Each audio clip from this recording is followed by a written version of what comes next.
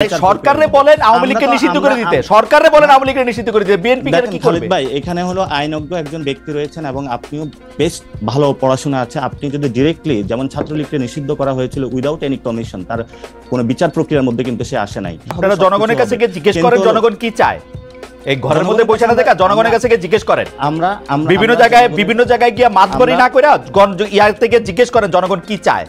আমি এটা পলিটিশিয়ানদের আমরা দেখতেছি আপনারা বিভিন্ন জায়গায় সালিশ করতেছেন, বিচার করতেছেন, কে দিয়েছে আপনাকে এইগুলি করতে করার কথা? আমি মনে করি এটা আমার ব্যবস্থা, ও আমার ম্যান্ডেট নেয় নাই। যে আপনি আপনি আপনি মনে করতে না পারেন হয়তো, বা আপনি জুলাই গণঅভ্যুত্থানের সেই স্পিরিটকে ধারণ না করতে পারেন না। জুলাই স্পিরিটের গণঅভ্যুত্থানের স্পিরিট ধারণ করে নাসিরুদ্দিন পাটোয়ারি আমার কথা শুনেন, আপনারা এরকম ট্যাগিং করেন না। জুলাই স্পিরিটের জুলাই অফিসের একদম স্পিরিটটা ধারণ করেই আমরা বলতে চাই যে আমরা একটা গণতান্ত্রিক সরকার চাই।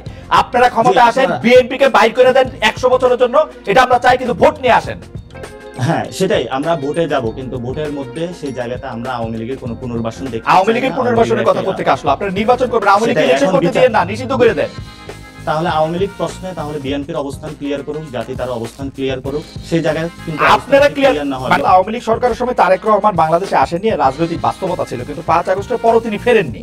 এখন স্পর্শকাতর মামলা থেকে আপনাদের ভাষায় সব মিথ্যা মামলা থেকেই খালাস পেয়েছেন তারেক রহমান, তারপরেও তিনি দেশে ফিরছেন না, ভার্চুয়াল জনসভায় যোগ দিচ্ছেন, বিএনপির নেতৃত্বে সরকার গঠন হবে এটা নিশ্চিত করার পরেই তিনি দেশে ফিরবেন। মানে আসলে তিনি দেশে ফিরতেছেন না কেন? মানে তার কোন জায়গা থেকে তিনি আসলে একটু ভীত বোধ করছেন?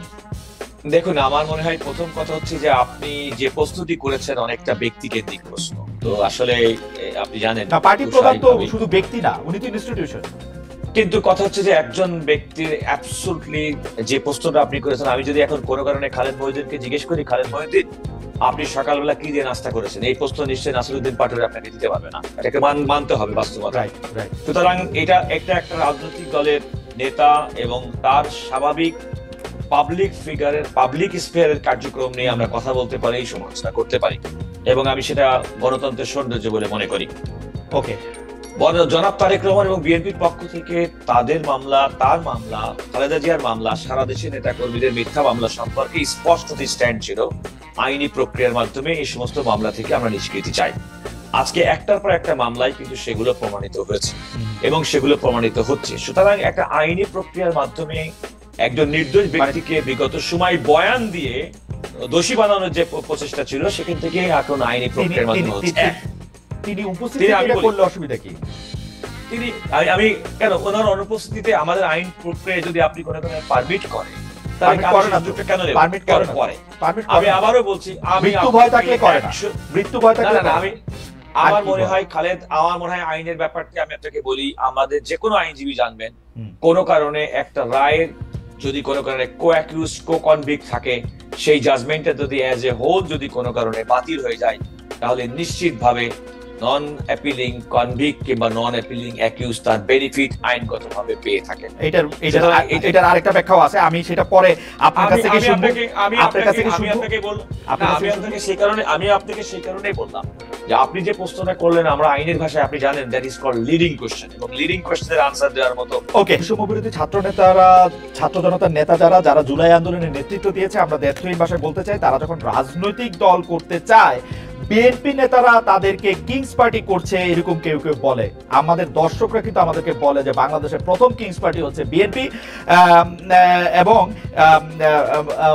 এইটি প্রথম আলোকে দেওয়া সাক্ষাৎকারে জনাব নাসিরুদ্দিন পাটোয়ারিও এই বিএনপির এই প্রতিষ্ঠাকালীন ইতিহাসটা বলেছেন, আজকেও আমাদেরকে কিছুটা বলতে চেয়েছেন।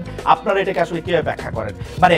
মানে কিভাবে চালুনি সূত্রে বলে যে কেন? আমি আপনাকে এত কথা বলি যে জন্ম হোক যথাযথ, কর্ম হোক ভালো, এটা তো আপনি মূল জিনিস আসলে খেয়াল করে দেখবেন। এটা কিন্তু প্রথমত নিজে দেখতে হবে।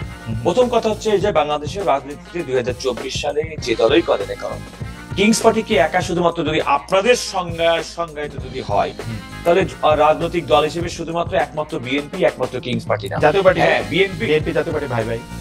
আমি এর বাইরে কি আপনি ছিল না? আপনার কি মনে আছে ওয়ান ফেরদৌস আহমেদ কুরেশি এক সময় তাদের প্যাট্রোনাইজেশন, আপনি কেন ভুলে যান খালেদ? না, কারণ দলই নাই আর দলের কথা মনে রাখবো। এক্স্যাক্টলি আজকে বিএনপি আলোচনার মধ্যে আছে, এই কারণে বিএনপি হচ্ছে বাংলাদেশের আগামী দিনের রাষ্ট্র ক্ষমতা প্রত্যাশী প্রধান কন্টেন্ডার। এই কারণে আজকে বিএনপি নিয়ে যে কোনো আলোচনার মধ্যে বিএনপি আসবে।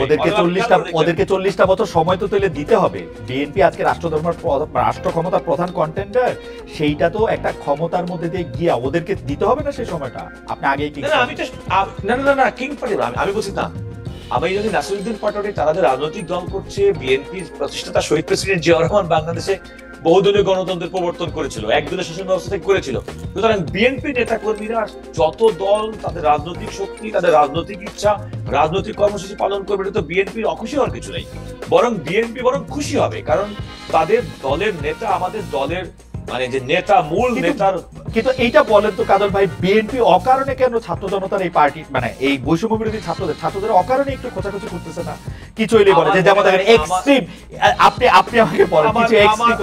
আমার মনে হয় যে কোনো একটা বক্তব্যের আইসোলেটেড কোনো পার্ট নিয়ে সেটাকে একটা মিসইন্টারপ্রেট করার সুযোগ থাকে।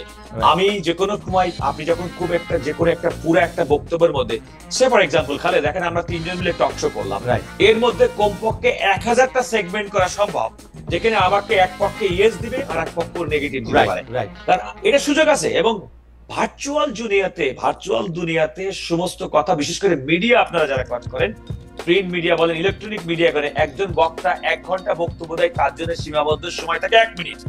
এবং আপনি মিডিয়া হাউসের অন্যতম উদ্দেশ্য হচ্ছে যে তার ওই বক্তব্যটা, যে বক্তব্যটা পাঠকের কাছে গ্রহণযোগ্য হবে, তার কাদর ভাই আচ্ছা ঠিক আছে, ওই বক্তব্যের কথা বাদ দিই কাদর ভাই, আমি আপনার বক্তব্য শুনতে চাই কাদর ভাই, ওটার কথা বাদ দিই আমি, ঠিক আছে? এটা নিয়ে আমার আলাদা অবস্থান আছে। আমি 30 বছর ধরে সাংবাদিকতা করাই, আমি আমি আমি আমি আমি আমি আমি এটা নিয়ে আমার আলাদা বক্তব্য আছে। আমি এই আজকের কথায় ফিরে আসি। আসলে কি ঘটনাটা কি, মানে আপনারা চান যে মানে এই যে যারা এখন ক্ষমতায় আসে, দরকার হলে তাদেরকে আটকানোর জন্য আপনারা আওয়ামী লীগের সাথেও এক ধরনের সন্ধি করে ফেলবেন? আপনারা গোপনে আওয়ামী লীগের সাথেও একটা সম্পর্ক রাখতেছে? আপনারা আওয়ামী লীগের ফেসিস্টদের বিচারটা আপনারা দাবি করতেছে না, যেগুলি নাসিরউদ্দিন পাটোয়ারি বলছে, আপনি এগুলি কিন্তু মানে আমি জানি না এরান নাই, আপনি সুন্দর করে বলছেন, আমি বুঝি নাই মনে হয়। আমার কথা খেয়াল করে দেখেন, আপনি বলেন নাসিরউদ্দিন পাটোয়ারি যে সমস্ত কারণে বিএনপির বিরুদ্ধে অভিযোগ করছে, তার প্রত্যেকটা বিএনপি ইন অ্যাকশন করেছে। আমি আপনাকে আবারও বলি, ইন অ্যাকশন করেছে।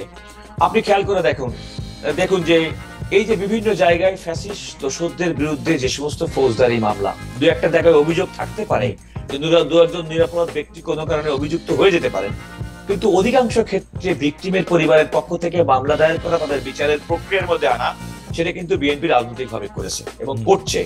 বিএনপি কিন্তু বর্তমান অন্তর্বর্তীকালীন সরকারের সময় যখন কথা বলছে, রাষ্ট্র পরিচালনায় এই সরকারকে সহযোগিতার পাশাপাশি জুলাই আগস্ট গণবিপ্লবের যে স্পিরিট, সেই স্পিরিটটা ধারণ রেখে বিগত পতিত ফ্যাসিস্ট সরকারের বিচার প্রক্রিয়া এগিয়ে নেওয়া যাওয়ার জন্য সরকারের কাছে বলছে। কাদের ভাই সত্যি কথা বলেন, আওয়ামী লীগের সাথে কোনো আতাত করতেছে না তো বিএনপি?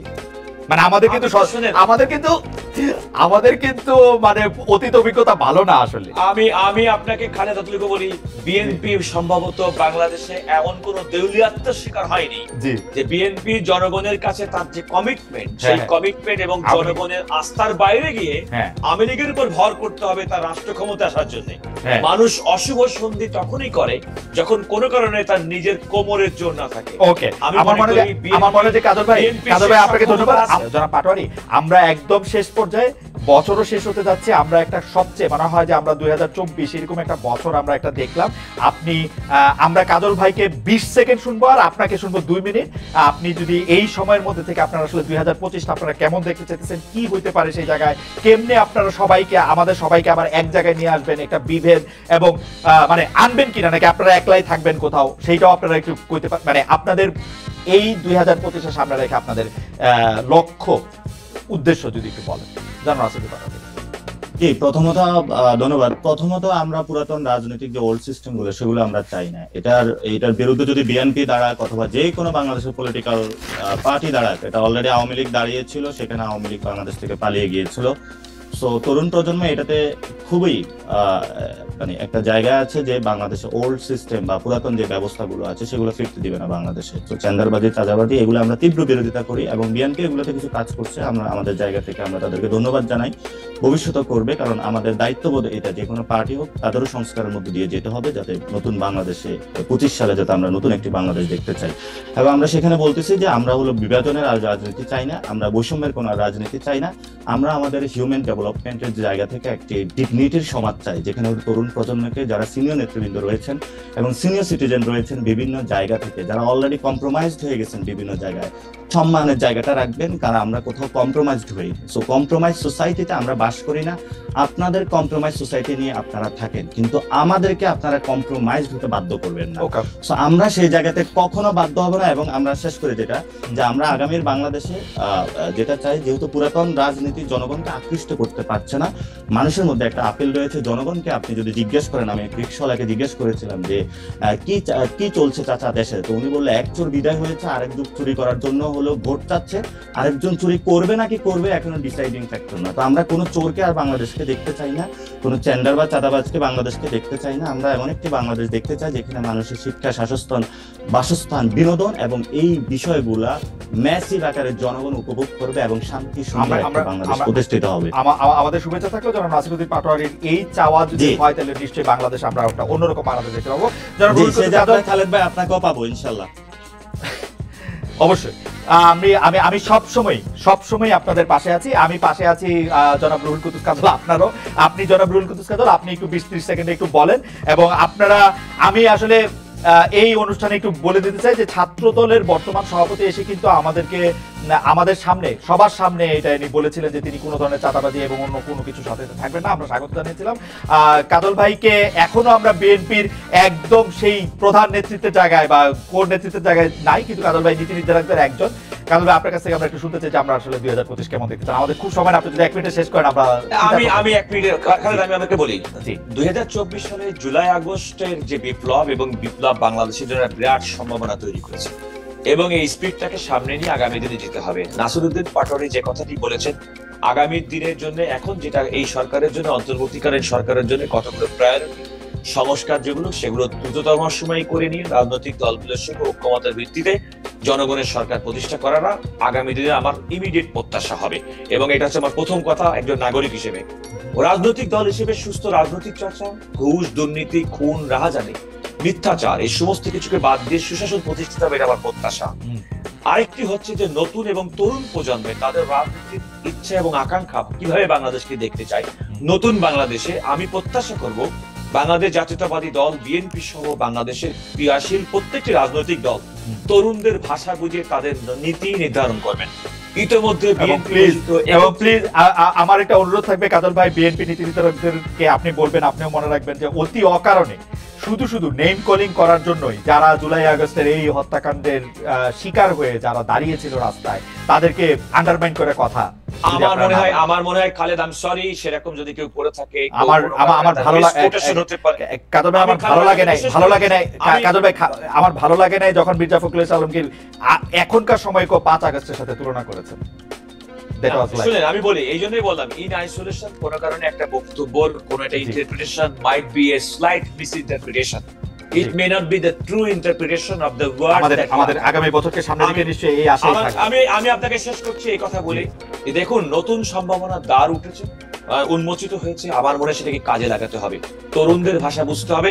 এবং আমি মনে করি বিএনপির একজন ক্ষুদ্র কর্মী হিসেবে বিএনপি প্রণীত ইতিপূর্বে 31 দফা কর্মসূচি, যার আলোকে সংবিধান সংস্কার, বিচার বিভাগ সংস্কার, দুর্নীতি দমন কমিশন সংস্কার, প্রশাসন সংস্কার, এই যে বিএনপির পক্ষ থেকে যে সমস্ত প্রস্তাবনা বর্তমান অন্তর্বর্তীকালীন সরকারের কমিশনের কাছে প্রদান করা হয়েছে, সেগুলো যদি আপনাকে অনেক মোটা